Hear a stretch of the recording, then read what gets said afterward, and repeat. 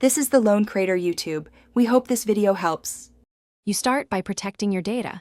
Back up to iCloud or your computer because erase is permanent. Once done, make sure the phone is above 50% or plugged in and on Wi-Fi so the backup completes.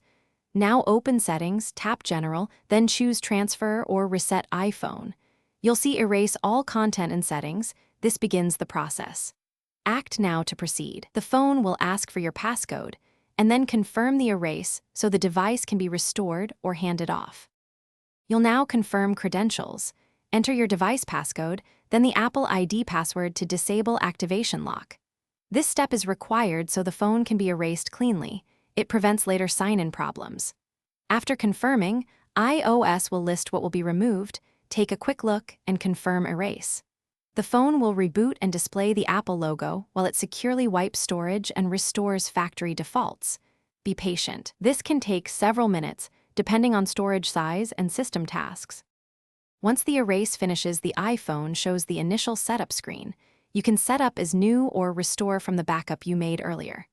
If the device freezes or never leaves the Apple logo, force restart.